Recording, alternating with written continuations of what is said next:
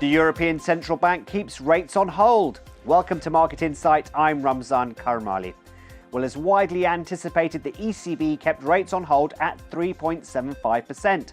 The central bank said it saw inflation to remain above target well into next year.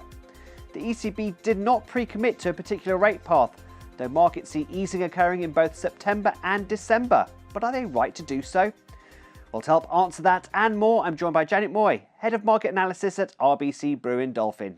Janet, thanks so much for joining us. So the ECB did actually cut rates last month, so are you surprised they held steady for now? And do you believe more cuts are on their way? I think it's widely expected that they're going to keep rates steady this month. I think it's right for them not to pre-commit to any particular rate path, or else they will get cornered into a position that they may have to cut at a particular point, and if not, the market can react badly. So I think this is the right approach. I think data dependency has been the mantra for many central banks, and indeed, no one can predict the future. But having said that, I think broadly speaking, inflation is progressing well.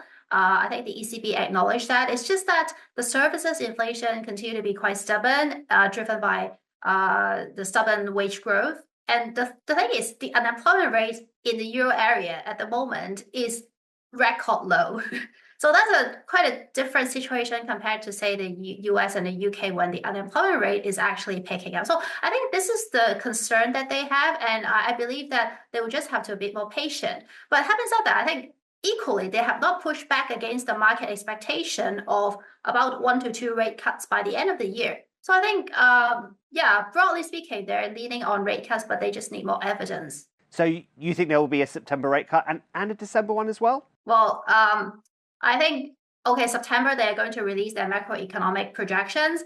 And I think if, broadly speaking, inflation is heading in the right direction, it makes sense for them to keep cutting, because if you cut just once in June, what difference does it make, right? And the fact is, the rate transition mechanism, it takes time. So by the time they cut more, maybe the economy would slow to an extent that is not acceptable. So I think, yes, I think it makes sense for them to start cutting again in September.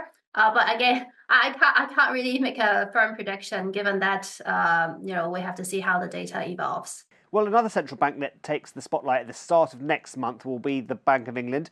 We had wage growth data come in today at 5.7% for the 3 months to May. Is that still too hot for an August rate cut? Well, I would say so. I think service inflation, we saw yesterday 5.7, today wage growth 5.7. So these are very elevated level, which is not consistent with the 2% inflation target. Having said that, these are year-on-year figures, and I think the month-on-month figures look a bit better.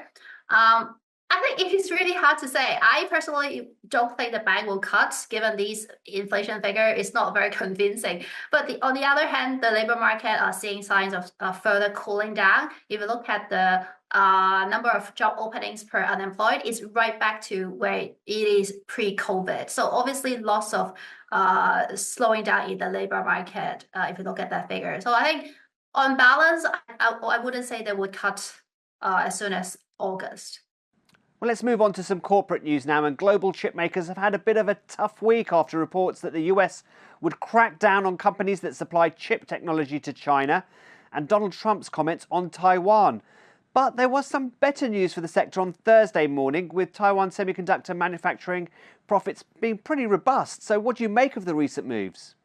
Well, I think the read that I have is that from these chip makers, right? Yesterday we've got ASML. Actually, the revenue forecast is good. The earnings is good. TSMC, the earnings are great, right? Up 40% year on year, and then very good outlook guidance. Whether you talk about margins, revenue, profits, so that's great, and it just shows you that AI spending, that investment is real, right? Because now I think 50% of their revenue comes from that AI related high-end chips, and also the cyclical part, the smartphones dominated by Apple, it is seeing an upgrade cycle, and they're saying that chip demand soar as well. So I think that this overall picture suggests the AI theme is well and alive. So I think what the recent price movement is really about Donald Trump's comment on maybe he is not going to provide as much security for Taiwan.